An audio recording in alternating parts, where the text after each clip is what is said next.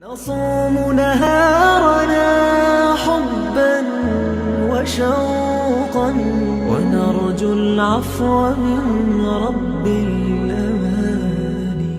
صبح و شام ہم معاشرے کے اندر لوگوں کو گفتگو کرتے دیکھتے ہیں، اور ایک طبقہ ایسا ہمیں ملتا ہے جو بات کرنے پر، سمجھانے پر، مشورہ دینے پر ہمیں مامور نظر آتا ہے۔ کسی بھی فیلڈ میں آپ کوئی مشورہ لینا چاہیں تو بہت سارے لوگ اللہ کے فضل اور اس کی توفیق سے اس فیلڈ سے متعلقہ مل جاتے ہیں۔ آپ کو قانونی مشاورت کرنی ہو تو آپ کسی اچھے وکیل سے، کسی اچھے قانون دان سے بات کریں تو آپ کو بڑے بہترین، معقول، پڑھے لکھے مشورے میسر آ سکتے ہیں۔ کاروبار اور تجارت کی طرف اگر آپ بڑھنا چاہتے ہیں تو جو لوگ سالوں سے تجارت سے وابستہ ہیں، یقیناً آپ ان سے ملاقات کریں گے، مشورہ لیں گے، اور یہ بری بات نہیں ہے، یہ اچھی بات ہے۔ کچھ مشورے تو ہم جا کر لیتے ہیں، اور کچھ مشورے ویسے سوسائٹی کے اندر دیے جاتے ہیں تاکہ آگاہی پیدا ہو، شعور بلند ہو۔ مختلف بیماریاں جب معاشرے کے اندر جڑ پکڑتی ہیں تو سنجیدہ حکومتیں ان کے حوالے سے آگاہی مہم چلاتی ہیں، لوگوں کو شعور دیتی ہیں کہ یہ چیزیں اس بیماری کا سبب بن رہی ہیں، آپ اس طرح سے اس سے بچ سکتے ہیں، فلاں احتیاط کر لینی چاہیے، فلاں چیزیں کم استعمال کی جائیں، فلاں زیادہ استعمال کی جائیں۔ اچھے طریقے سے قوم کو اویئرنس دی جاتی ہے، آگاہی دی جاتی ہے، تاکہ لوگ بیماری آنے سے قبل ہی اس کے برے اثرات سے بچ سکیں۔ لیکن یہ ساری باتیں قابل تحسین اور قابل تعریف ہونے کے ساتھ ساتھ ایک بہت بڑا مسئلہ اور بہت بڑا اس وقت المیہ یہ بنتا جا رہا ہے کہ باقی ساری چیزوں کے لیے تو شعور دینا، آگاہی دینا بڑی تیزی سے پھیل رہا ہے، لیکن لوگوں کو دین کی آگاہی دینا، اخلاقیات کا سبق دینا، انہیں گناہوں کے نقصانات سے آگاہ کرنا، انہیں یہ بتانا کہ اگر اخلاقی اقدار کسی قوم کی بگڑ جائیں تو پھر اس پر کتنا نقصان مرتب ہوتا ہے، اور وہ قومیں کتنی خسارے میں چلی جاتی ہیں اگر وہ اپنے اخلاقی معیار کو توڑ دیتی۔ یہ ہماری سوسائٹی میں آہستہ آہستہ کم ہوتا جا رہا ہے۔ اس کی سب سے بڑی وجہ تو مادہ پرستی ہے۔ لوگ سمجھتے ہیں کہ میں اگر کسی کو بھلائی کی دعوت دوں گا تو یقیناً اسے پھر کسی برائی سے بھی روکوں گا، تو اس طرح ہو سکتا ہے سامنے والا میرا مخالف ہو جائے، تو مجھے کیا لگے، میں اس مشکل میں کیوں پڑوں۔ تو لوگ امر بالمعروف و نہی عن المنکر کے بڑے فریضے سے محروم رہ جاتے ہیں اور کوشش نہیں کرتے سمجھانے کی۔ یاد رکھیے، کئی دفعہ بہت سارے لوگ ایسے ہوتے ہیں جو سمجھدار بھی ہوتے ہیں، معاملہ فہم بھی ہوتے ہیں، مدبر بھی ہوتے ہیں، اللہ تبارک و تعالیٰ نے انہیں بصیرت کی روشنی بھی دی ہوتی ہے، لیکن بعض چیزوں کی طرف ان کی توجہ نہیں ہوتی۔ عدم توجہی کی وجہ سے بعض چیزیں خراب ہو رہی ہوتی ہیں۔ وہ سمجھدار لوگ ہوتے ہیں، جب کوئی انہیں سمجھاتا ہے، قائل کرتا ہے، پیغام دیتا ہے، تو یہ ضروری نہیں ہے کہ آپ یہی سمجھیں کہ یہ میرا استاد بن گیا ہے۔ یوں کیوں نہیں سمجھ لیتے کہ میری توجہ کرا رہا ہے؟ آپ کے کرتے پر آگ لگ گئی ہے اور کسی نے شور مچا کے آپ سے کہا ہے کہ آپ کے کرتے پہ آگ لگی ہے، تو ایسا تو نہیں تھا کہ آپ آگ کے نقصانات سے آگاہ نہیں تھے، یا آگ جو نقصان پہنچائے گی اور جو تباہی مچائے گی اس تباہی کا پتہ نہیں تھا، صرف توجہ نہیں تھی، آگ لگی ہوئی ہے۔ اب وہ جس شخص نے آپ کو شور مچا کے، آواز دے کر، بار بار رولا ڈال کر، احتجاج کر کے آپ کی توجہ کرائی ہے، تو وہ آپ کا استاد نہیں، وہ آپ کو آگ کے نقصانات نہیں بتا رہا۔ وہ صرف آپ کو یہ کہہ رہا ہے کہ بھئی آپ کی توجہ نہیں، آپ کے کرتے پہ آگ لگ گئی ہے، اگر نہ بجھی تو آپ کا نقصان کرے گی۔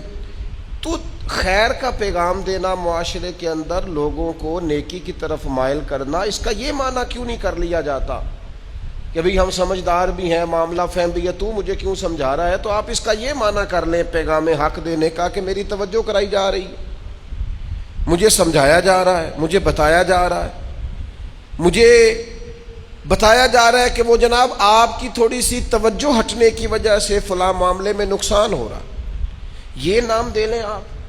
لیکن خیر کا پیغام دینا بھی شروع کریں، اور اگر کوئی پیغام دے تو اسے قبول کرنا بھی شروع کریں۔ خطبہ جمعہ حضرت عمر ہی دیا کرتے تھے اپنے دور خلافت میں، لیکن آپ نے خطاب کیا تو ایک خاتون نے توجہ دلائی کہ حضرت یہ بات آپ نے مہر کے بارے میں اس طرح کی ہے، حالانکہ قرآن مجید میں تو اس کا حکم اس طرح سے ہے۔ تو وہ آیتیں حضرت عمر کی نظر سے گزر چکی تھیں، لیکن کئی دفعہ بندے کی بات کرتے ہوئے توجہ، آپ ایک لفظ بولتے ہیں سبقت لسانی، نہیں گفتگو کرتے آپ کی مفہوم سے آگے آپ کی بات بڑھ گئی، آپ کی زبان آگے نکل گئی، اس کو کہتے ہیں سبقت لسانی، یعنی زبان نے تیزی دکھا دی، جو آپ کہنا چاہ رہے تھے وہ نہیں کہا اور کچھ اور کہہ گئی، اس کو سبقت لسانی بولتے ہیں۔ تو حضرت عمر رضی اللہ تعالیٰ عنہ نے فوری طور پر اس کو قبول کیا، اور قبول بھی بڑے حسین لفظوں میں کیا، دلیر بڑے تھے نا حضرت عمر، تو کسی بات کو بھی لیتے تھے تو کشادہ سینے کے ساتھ لیتے تھے، فرمانے لگے دیکھ لو بھائی، ایک مرد نے خطا کی ہے اور ایک عورت ٹھیک کہہ رہی ہے، ایک مرد سے غلطی ہو گئی اور ایک عورت نے درست کہا ہے۔ تو میرے عزیز اچھی بات کہہ دینا خیر، اچھا کچھ لوگوں کو بخار بھی چڑھ جاتا ہے تقریر کرنے کا، وہ بھی درست نہیں ہوتا، وہ ہر وقت ہی مطلب وہ اس چکر میں پڑ جاتے ہیں کہ میں بہت بڑا دائی ہوں، یہ انداز بھی درست۔ آپ معتدل اور معقول انداز میں پیغام دیں، یعنی اگر آپ کے ذہن کو بات چڑھ گئی ہے نا کہ میں بڑا سیاںا ہوں، تو پھر تو آپ خود قابل علاج ہیں، پھر تو آپ کو خود تربیت کی ضرورت ہے۔ ایک ہوتا ہے خطیب بننا، مقرر بننا، واعظ بننا، ایک ہوتا ہے دین کا دائی بننا۔ وہ جو دائی ہوتا ہے نا دین کا، اس کا کام تو دعوت دینا ہے، اس کو کوئی نیا نقطہ دے کر داد نہیں لینی قوم سے، اسے اپنی خطابت کے جوہر دکھا کر اپنی ویلیو مارکیٹ میں بلند نہیں کرنی، بلکہ اس شخص کو دین کی طرف لوگوں کو بلانا ہے۔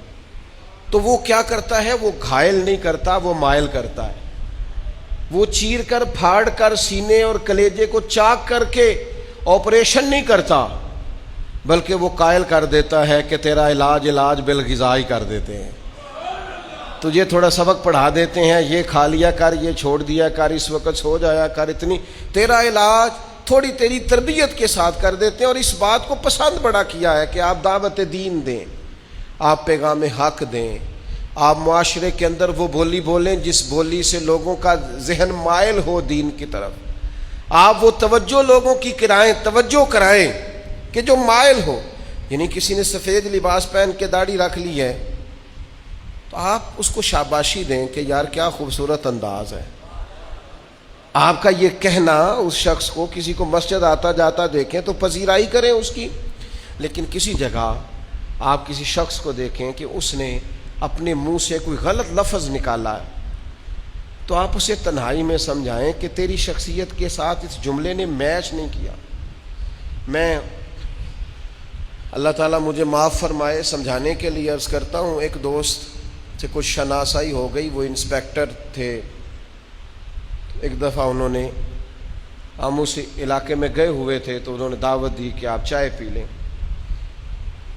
تو جیسے ہی ہم پہنچے تو وہ دروازے پہ تھے تو سگریٹ لگایا ہوا تھا۔ اب وہ BBA اس نوجوان کی تعلیم ہے، اللہ نے اعزاز دیا ہے، پرسنالٹی بڑی اچھی ہے، عمدہ ہے، سنجیدہ ہے، اور مزید محنت کر رہے ہیں، آگے بڑھنے کا ارادہ ہے، اگلی منزلوں کے مسافر ہیں۔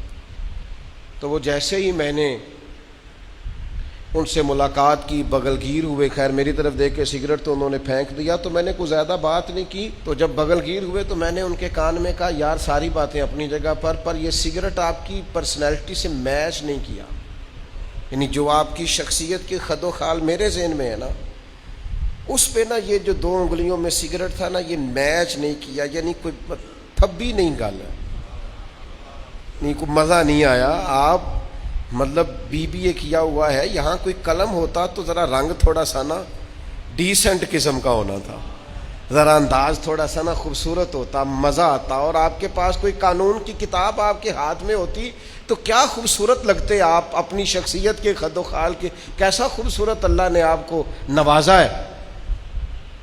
وہ اتنے سے لفظ، اور وہ بھی شاید 2-4 جملے، زیادہ نہیں. چائے پی بیٹھے رہے، بات ہو گئی، ختم ہو گئی، زمانہ گزر گیا. 4-5 سال کے بعد دوبارہ ملاقات ہوئی، کسی موقع پر جمع ہوئے، باتیں ہوتی رہیں. اٹھنے لگے تو کہنے لگے کوئی نصیحت ہی کر دیں. اور میں نے کہا میں نے کیا نصیحت کرنی ہے، آپ سمجھدار آدمی ہیں. کہنے لگے 4 سال پہلے گلی میں کھڑے ہو کے آپ نے کہا تھا سگریٹ آپ سے میچ نہیں کرتے. اللہ کی قسم دوبارہ ہاتھ نہیں لگایا کبھی. اچھا میرا نہیں خیال تھا ایسا کہ یوں ہوگا، لیکن پھر سوچتے ہیں کہ اللہ کہتا ہے تو کہہ تو دے، اثر تو میں نے پیدا کرنا ہے.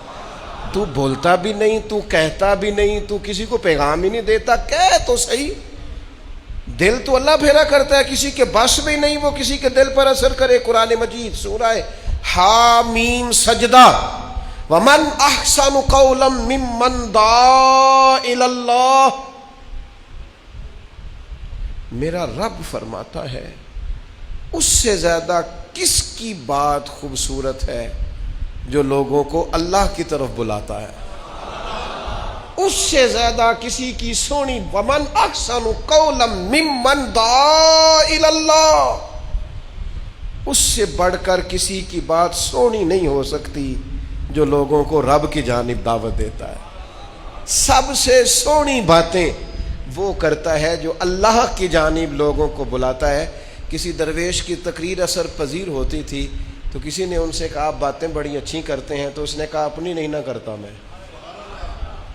میں بلبل خوش لہجائے گلزار نبی ہوں، میٹھی میری باتیں ہیں کیونکہ نمک خار نبی ہوں. اس سے زیادہ پیاری بات بھی کسی کی ہو سکتی ہے جو لوگوں کو اللہ کی طرف بلائے، وعامل صالحا، اور نیک عمل کرے، خالی دعوت نہ دے، خود عامل بھی ہو اس پر. وقالا اننی من المسلمین، اور یہ کہے کہ میں مسلمان ہوں. سب سے خوبصورت بات اس بندے کی ہے، اللہ کا قرآن فرماتا ہے جو لوگوں کو دین کی طرف دعوت دے، جو لوگوں کو اللہ کی جانب بلائے اور خود بھی عمل صالح کرے اور کہے کہ میں الحمدللہ. آپ کہتے ہیں یہ تو بڑا آسان کام، میں کہہ دینا میں مسلمان ہوں. آج آسان ہے، حضرت بلال کے دور میں بڑا مشکل تھا. آج آسان ہے، حضرت صہیب رومی کے زمانے میں بڑا مشکل تھا. آج آسان ہے، حضرت عمار ابن یاسر نے جب کہا تھا میں مسلمان ہوں تو بڑی مشکل آئی. آج آسان ہے کہنا میں مسلمان ہوں، لیکن جب یہ اعلان حضرت جناب سلمان فارسی نے کیا تھا تو حالات اور تھے. آج آسان ہے ڈٹ کے کہنا، اعلان کرنا کہ وقال اننی من المسلمین، میں مسلمان ہوں. لیکن جب حضرت ابو ذر غفاری نے کہا تھا تو حالات اور تھے. آج سوکھا ہے، مولا علی کے دور میں بڑا اوکھا تھا.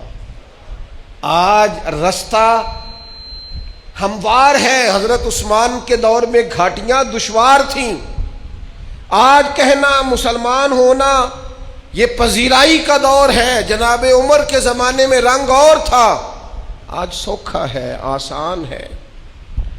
لیکن اتنا مارا تھا کفار نے حضرت ابو بکر صدیق کو کہ ہوش نہیں آئی کتنے گھنٹے جناب ابو بکر صدیق. آج تو آسان ہے، اس دور میں مشکل تھا. یہ عشق نہیں آسان، بس اتنا سمجھ لیجئے ایک آگ کا دریا ہے اور ڈوب کے جانا ہے.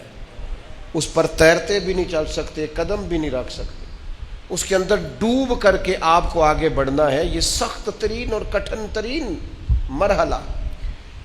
تو اس سے بڑھ کر اچھی بات کس کی ہو سکتی ہے؟ بھائی اس پر مفسرین نے بڑا کچھ لکھا، کہا اس سے مراد انبیاء ہے، سب سے سونی بات نبیوں کی.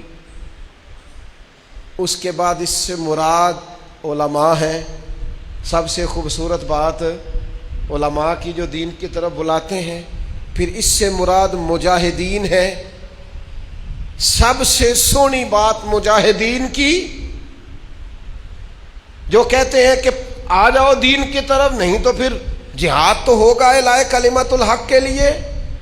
اور سیدہ عائشہ صدیقہ رضی اللہ تعالی عنہ فرماتی ہیں، یہ جو آیت ہے نا وَمَنْ أَحْسَنُ قَوْلًا مِّمَّنْ دَعَا إِلَى اللَّهِ، سیدہ عائشہ فرماتی ہیں اس سے مراد وہ لوگ ہیں جو اذانیں پڑھتے ہیں۔ اللہ کہتا ہے سب سے سونی دعوت اس بندے کی ہے جو اذان پڑھتا ہے، جو کہتا ہے حی علی الصلاۃ حی علی الفلاح۔ سب سے خوبصورت یہ لوگ خیر کا پیغام دیں، اپنے انداز سے، اپنے لہجے سے، اپنے شب و روز سے پیغام خیر دیں۔ دیکھو آپ کے ذمے کہہ دینا ہے، اللہ تبارک و تعالی اس میں اثر پیدا کر دے گا۔ دوستوں کی محفل میں، دوستوں کی مجلس میں، اپنوں بیگانوں کی میٹنگز میں خیر کی بات کہیں، اپنے لب و لہجے سے۔ ہمارے ہاں یہ ہوتا ہے لوگ مفاد کی بات کرتے ہیں، دین کی بات نہیں کرتے، اپنی ذات کی بات کرتے ہیں، خیر کی بات نہیں کرتے۔ یہ دیکھتے ہیں کہ میرا بھلا، میرے شعبے کا، میرے مال کا کس بات میں نفع ہے وہ بات کرتے ہیں، خیر کی بات نہیں کرتے۔ یاد رکھیے گا، خیر کی بات کرنا، اچھائی کا درس دینا۔ نبی پاک صلی اللہ تعالی علیہ وسلم نے صحابہ کرام علیہم رضوان کو نا رستوں میں بیٹھنے سے منع فرمایا، اور فرمایا اگر بڑا ضروری ہو نا رستوں میں بیٹھنا تو پھر رستوں کا حق بھی ادا کیا کرو۔ یا رسول اللہ صلی اللہ تعالی علیہ وسلم رستوں کا حق کیا ہے؟ تو محبوب فرمانے لگے رستوں کا حق پہلا یہ ہے کہ نظریں نیچی رکھو، دوسرا یہ ہے کہ اگر کوئی تکلیف دہ چیز رستے میں پڑی ہو تو اسے ہٹا دو، تیسرا حق یہ ہے کہ کوئی بندہ آ کے سلام لے رستے میں تو اس کا جواب دو، اور چوتھا حق یہ ہے کہ نیکی کا حکم دو اور برائی سے منع کرو۔ تم لوگوں کو خیر کا، اگر رستے میں بیٹھے ہو تو پھر تم اس کا حق ادا کرو، پھر آنے جانے والوں کو دین کی بات بتاؤ، پھر ملنے والوں سے پیغام دین دو، پھر تمہاری طبیعت اس طرح کی ہو کہ تم قائل کر سکو، تھوڑی تھوڑی لوگوں کی توجہ کراؤ، کہو یار یہ انداز ٹھیک نہیں، یہ لہجہ ٹھیک نہیں، یہ تیرا چلنا ٹھیک نہیں، تیرا اس طرح سے رستے میں موٹر سائیکل کھڑی کر کے اور رستے کو بند کر کے چلے جانا یہ ٹھیک نہیں ہے، یہ تیرا انداز گفتگو کا، اونچی آواز میں بولنے کا، یہاں ارد گرد بہنیں بیٹیاں بھی بستی ہیں، یہ تیرا طرز ٹھیک، نہایت اچھائی کے ساتھ، نہایت خلوص کے ساتھ، نہایت محبت کے ساتھ، قائل کرنے کے انداز میں، سمجھانے کے انداز میں، تعلیم کے انداز میں لوگوں کو تھوڑی توجہ دلائی جائے۔ رستوں میں اگر بیٹھنا ضروری ہو، ہمارے ہاں کیا ہوتا ہے، اب تو خیر وہ رواج نہیں، کبھی دیہاتوں میں لوگ رستوں میں بیٹھتے تھے تو آنے جانے والے کو تبلیغ تو نہیں کرتے تھے، البتہ آنے جانے والے پہ تبصرہ ضرور کرتے تھے،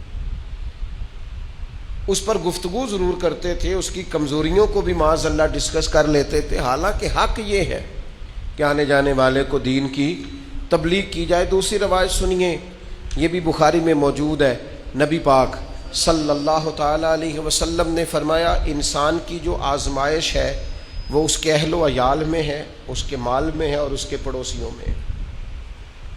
یہ تین چیزیں اس کی آزمائش ہے۔ اس کے مال کے بارے میں بھی قیامت میں سوال ہوگا، کہاں سے کمایا، کہاں خرچ کیا، اولاد کی تربیت کیسی کی، بہت بڑی آزمائش ہے، صبح قیامت اس کے لیے سوال ہوگا۔ بالکل جو لوگ پڑوس میں رہتے ہیں جن کو ہم سایہ کہتے ہیں، ہم، اس کا کیا مطلب ہوتا ہے؟ ایک سائے میں رہنے والے۔ یہ کون ہے؟ یہ میرا، ہم دونوں ایک سائے میں رہتے ہیں۔ تو ہمسایوں کے بارے میں قیامت میں یہ تھوڑا سا الگ الگ لکھ کے دیکھیے گا کبھی اپنے کاغذ قلم سے، ہم الگ لکھے اور سایہ، اس کا معنی کیا بنتا ہے؟ اکٹھے سائے میں رہنے والے۔ اچھا دور دوستی ہوگی، ہم سائے سے اختلاف ہوگا۔ تو نبی پاک علیہ السلام نے فرمایا تین چیزوں میں آزمائش ہے، مال میں، اولاد میں اور ہمسائے میں۔ پھر خود ہی کریم نے مہربانی فرمائی، فرمایا تمہیں بتاؤں ازالہ کیسے ہو سکتا ہے، اس آزمائش سے نکلا کیسے جا سکتا ہے، اس آزمائش سے بری و ذمہ ہونے کا طریقہ کیا ہے؟ تو حضور علیہ الصلوۃ والسلام فرمانے لگے اس کا ازالہ نماز ہے، اس کا ازالہ خیرات و صدقات ہے، اور فرمایا اس کا ازالہ یہ ہے کہ اچھی بات کا حکم دو اور بری بات سے منع کرو. اگر تم یہ کام کرتے ہو تو پھر یہ آزمائش نہیں رہے گی, پھر تم اس آزمائش سے نکل جاؤ گے. دے نا پیغام اپنے بچوں کو نیکی کا, دے اپنے ہمسایوں کو نیکی کا میسج, دے آپ ان لوگوں کو پیغام جو دور بیٹھے. میں بڑی دیر سے اس بات پر غور کرتا ہوں کہ ہماری تبلیغ بہت ساری جگہوں پہ پہنچی نہیں. ہم نے بہت ساری جگہوں پہ پیغام دین دیا, ڈھیر سارے لوگ ہیں جن تک پیغام نہیں پہنچ سکا. ہمارا دعویٰ ہوتا اتنا بڑا جلسہ ہوا تو یہ تو روٹین میں محفلوں میں آنے والے لوگ ہیں, انقلاب کیا آیا. دعویٰ ہوتا ہے ہمارا کہ جناب کمال ہو گئی, وہ دیکھو کہاں تک بڑے بڑے ادارے قائم ہو گئے, ہمارا دعویٰ ہوتا ہے. پر سوال یہ ہے کہ ابھی تو لاکھوں کروڑوں لوگ ایسے ہیں جن تک دین کا پیغام پہنچا ہی نہیں. آپ دیکھ لیں ڈھیر ساری فیملیز ہیں جو پوش علاقوں میں شفٹ ہو گئی ہیں, ان کے بچوں کا کتنا آنا جانا ہے مسجدوں میں, غور کر کے دیکھ لیں. اب یہ تنقید کرنا, مجھے ایک صاحب کہنے لگے کہ ایک پوش ایریے میں نے قربانی کا منظر یہ دیکھا ہے کہ وہ جانور گھر نہیں لاتے, وہ سمجھتے ہیں کہ یہ کہاں رکھیں گے, کیا کریں گے, اور قربانی بھی کرنی ہے. تو صاحب کہنے لگے کہ گوشت تو ہم نے ویسے ہی ہفتہ وار لگوایا ہوا ہے, کسائی دے جاتا ہے, تو ہم نے یہ کیا ہے کہ اپنے ملازموں کو پیسے دے دیے, یہ پیسے لے لو ہماری طرف سے, بکرا خریدنا اور اپنے گاؤں میں ذبح کر لینا, ہماری قربانی ہو جائے گی. میں ان کے عمل سے اختلاف نہیں کرتا, اچھی نیت سے انہوں نے یہ کام کیا ہوگا. لیکن اب جب آپ اتنے بڑے ایریے میں چلے جاتے ہیں تو بعض اوقات دین کی بنیادوں پر اس خوبصورتی سے عمل کرنا, اس حسن کے ساتھ عمل کرنا وہ قائم. ورنہ ہم نے ایسے لوگوں کو بھی دیکھا گاؤں چھوڑ کے شہروں میں چلے گئے, لیکن عیدیں پڑھنے اپنے دیہاتوں میں آتے ہیں. وہ کہتے ہیں جو لطف اپنے گاؤں میں ہے نا نماز عید ادا کرنے کا, اپنوں کے بیچ وہ کہیں اور. تو ان لوگوں تک پیغام تو پہنچانا ہے نا, جو ملک سے باہر شفٹ ہو گئے, پیغام دین تو انہیں بھی دینا ہے. جو ابھی مسلمان نہیں ہوئے, دین کا پیغام انہیں بھی. کتنا بڑا فریضہ ہے تبلیغ کرنا, کتنا اہم کام ہے لوگوں کو دعوت خیر دینا, اور یہاں لوگ اس اہم کام سے غافل ہیں. اب جو تقریریں ہمارے ہاں ہوتی ہیں نا, جو کانوں کی لذت کے لیے خطاب ہم سنتے ہیں, وہ تو داد امداد کے مسئلے ہیں میرے بھائی. وہ تو ہو مجھے مزہ نہیں آیا, اونچا سبحان اللہ کہو گے تو بات چلے گی, تو میں نقطہ دینے لگا ہوں. تو میں کئی دفعہ تو اسٹیج پہ بیٹھے ہوتے ہیں تو ڈر آتا ہے, نقیب محفل گھوم کے ادھر چلا جاتا ہے, پھر گھوم کے ادھر آ جاتا ہے, کیوں ہونے لگا کہ اندر ذرا تگڑے ہو جو میں جملہ دینے لگا. تو مطلب وہ میرے جیسا دیسی آدمی تو سمجھتا ہے پتہ نہیں جملہ دینے لگا ہے کہ بم جلان لگا ہے. بھئی جو بات کرنی ہے تو کر دے, مہربانی کر, جملہ دے. جملہ کیا ہوتا ہے؟ آپ کیوں جملے تراشتے ہیں؟ آپ نے آیتیں ساری سنا لی ہیں قوم کو, کیوں ضرورت پڑ گئی آپ کو جملہ تراشنے کی؟ آپ نے احادیث ساری سنا لی قوم کو, اقوال اصحاب سے آپ نے آگاہ کر لیا ہے امت کو, کیوں ضرورت پڑی آپ کو جملے تراشنے؟ جملے نہ تراشیں آپ کتاب و سنت کی روشنی میں اللہ کے بندوں سے گفتگو کریں. لوگوں کو پیغام میں دین دیا جائے, دعوت خیر دی جائے اچھے طریقے سے, اچھے اسلوب سے, اور قائل کیا جائے کہ یار یہ خیر ہے, یہ شر ہے, تھوڑا سمجھایا جائے, تھوڑا بتایا جائے. کتنے بڑے پوسٹر لگتے ہیں ڈینگی سے بچاؤ کے لیے, ملیریا سے بچاؤ کے لیے, فلاں فلاں. او میرے بھائی تھوڑا سا تو آپ کو کام کرنا چاہیے گناہوں کی بیماری سے بچاؤ کے لیے. یہاں تو گناہ نفسیات پہ سوار ہو گئے لوگوں کی ذہنی سطح اس طرح کی کر دی گئی ہے کہ معاذ اللہ گناہ کرنا, گناہ کے قریب جانا آسان ہوتا جا رہا ہے. اپنے قوم کا اخلاقی دیوالیہ نکال رہے لوگ, تو کچھ تھوڑی خیر کی جائے. آپ انداز دیکھیے رسول پاک صلی اللہ تعالی علیہ وسلم کے سمجھانے کا. میں کبھی کبھی سوچتا ہوں کہ جتنے لوگ نفسیات پہ ریسرچ کرتے ہیں وہ سارے کبھی چھوڑ جائیں نا, اور صرف مدینے والے محبوب کی حدیثیں پڑھیں. اتنی ذہنی نفسیات کے قریب بات ہے کہ انسان کو نہ کسی فلسفے میں الجھنا پڑتا ہے, نہ اسے معنی کی عمیق گہرائیوں میں اترنا پڑتا ہے، نہ اسے جملے توڑ کے دوبارہ جوڑنے پڑتے ہیں، نہ اسے سیاق و سباب کی زیادہ آزمائش سے واسطہ پڑتا ہے. سیدھی سیدھی بات، اور سیدھی سیدھی جا کے ٹکراتی نہیں، چھوتی نہیں، غلام کے دل میں بیٹھ ہی جاتی ہے. ایسے جیسے جگہ لے لی ہے، اور ایسے جیسے پہلے سے گنجائش بنی ہوئی تھی محبوب کی بات کے لیے، وہ سیدھی جگہ پکڑتی ہے. حضرت ابو ذر رضی اللہ تعالیٰ عنہ بیان کرتے ہیں کہ کچھ غرباء نے آ کے عرض کیا، ضعیف کمزور مالی طور پر کمزور لوگوں نے، کہ یا رسول اللہ صلی اللہ تعالی علیہ وسلم، امیر لوگ تو ثواب سارا لوٹ کے لے گئے. یا رسول اللہ صلی اللہ تعالی علیہ وسلم، نماز تو ہم بھی ان کی طرح پڑھتے ہیں، روزہ رکھتے ہیں، پر وہ اپنے زائد مال سے صدقہ کر کے ہم سے آگے گزر جاتے، تو وہ تو آگے گزر گئے. تو کہتے ہیں حضور سید عالم علیہ السلام نے بات سنی تو حضور تو موتی رولنے لگے حکمت کے. کریم فرمانے لگے تمہارا کیا خیال ہے، تم پیچھے رہ گئے ہو صدقے میں؟ حضور فرمانے لگے تمہارے لیے بھی صدقہ ہے، ہر چیز صدقہ ہے. یا رسول اللہ کیا کیا؟ فرمایا تسبیح پڑھنا بھی صدقہ، تکبیر کہنا بھی صدقہ، تعریف کرنا بھی، کیا مطلب، سبحان اللہ کہنا بھی صدقہ، اللہ اکبر کہنا بھی صدقہ، لا الہ الا اللہ پڑھنا بھی صدقہ، الحمدللہ کہنا بھی صدقہ. اور حضور فرمانے لگے نیکی کا پیغام دینا بھی صدقہ، گناہ سے منع کرنا بھی صدقہ. تو لو نا ہر وقت لوگوں کو پیغام دین دو.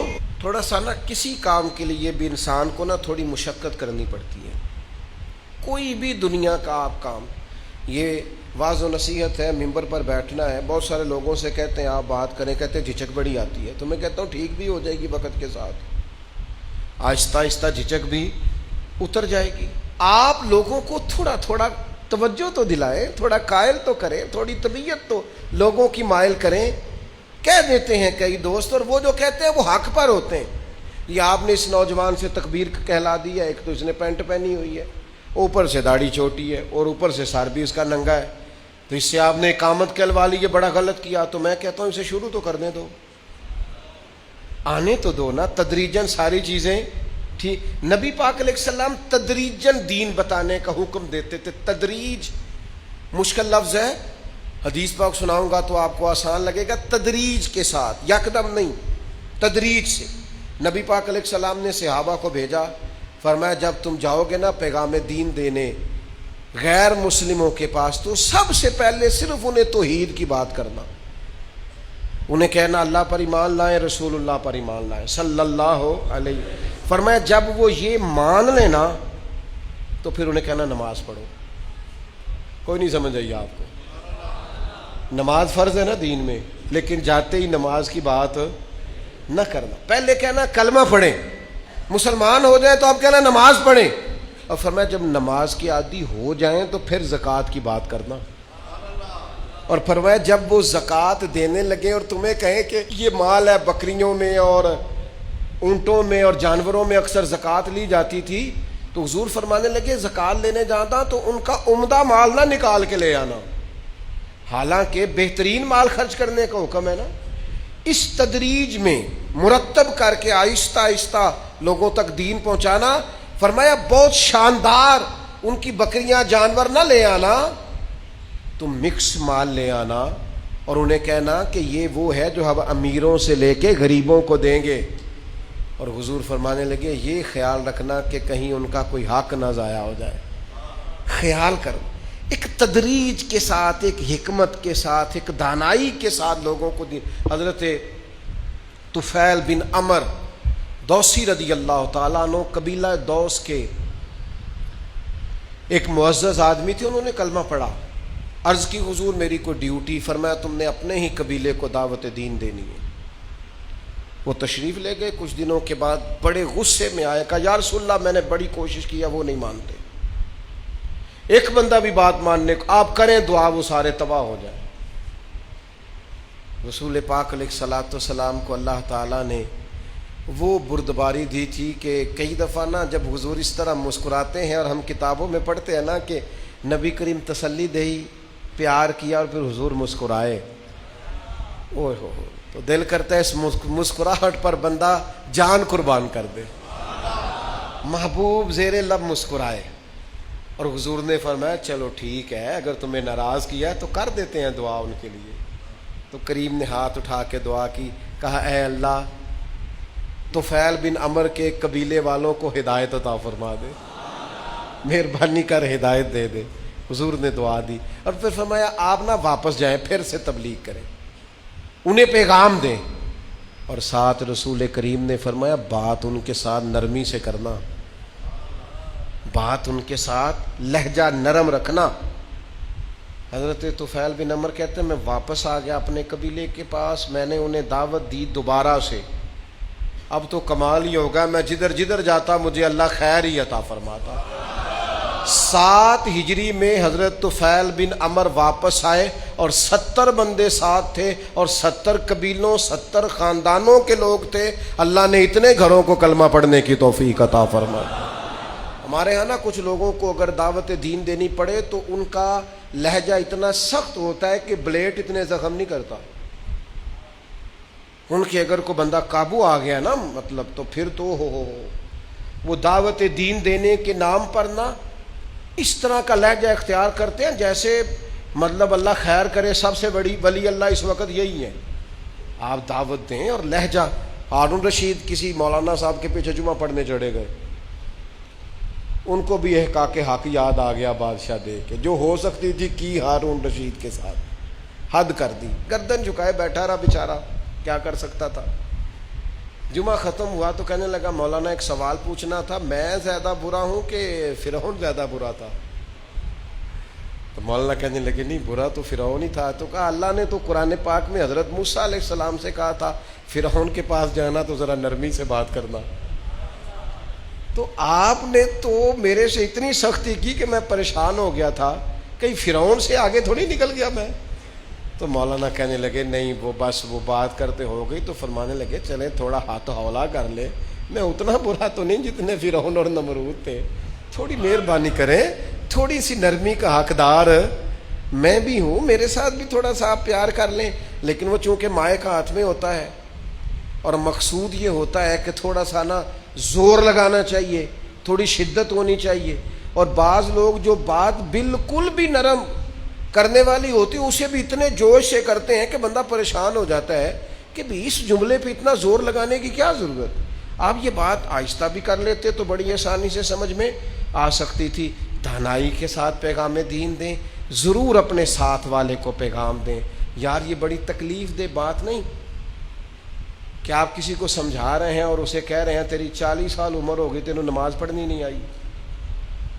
تو پھر جس 80 اور 90 سال کے بندے کو نبی پاک دین کا پیغام دے رہے تو اسے کہہ دینا چاہیے تھا کہ 90 سال ہو گئے تجھے آج تک عقل ہی نہیں آئی. کہا جا سکتا ہے معاذ اللہ. کیا بات کرتے ہیں آپ. یہ تو یار جو ہمارا گاہک بن کے دکان پہ آ جائے اس کے ساتھ تو کڑوے نہیں بولتے کہ دکانداری خراب نہ ہو جائے. تو جو دین سیکھنا ہے اس کے ساتھ کڑوے بولتے ہو تاکہ اخلاقی اقدار کا جنازہ نکل جائے. اس لیے ایک تو کوشش کریں لوگوں کو پیغام حق دینے، اور دوسرا پھر اس کا جو خوبصورت ترین اسلوب ہے، بہترین پیرایا، اس خوبصورت پیرائے کے اندر لوگوں کو دعوت دین دیں. یہ نہایت ضروری کام ہے، نہایت اہم مسئلہ ہے. اپنی اپنی جگہ مبلغ بن جائیں اور کوشش کریں کہ لوگوں کو بڑے دھیمے، اور کسی کو بھی کسی کے سامنے نصیحت نہیں کرنی. حضور نے فرمایا جس نے لوگوں کو بھائیوں کے بیچ نصیحت کی اس نے اسے ذلیل کیا ہے. اکیلے میں نصیحت کریں، تنہائی میں سمجھائیں، اور اس میں بھی عاجزانہ لہجہ اختیار کریں. کسی شخص کے ساتھ دینی ماحول کے اندر اپنے لہجے میں کڑواہٹ پیدا کرنا یہ درست نہیں ہے. اللہ تعالیٰ امت میں ایسے مبلغ پیدا کرے کہ وہ دین کی دعوت اتنے خیر کے ساتھ دیں کہ پھر سے ایک دفعہ دین کی روشنی 4 دانگے عالم میں پوری آب و تاب سے نظر آئے.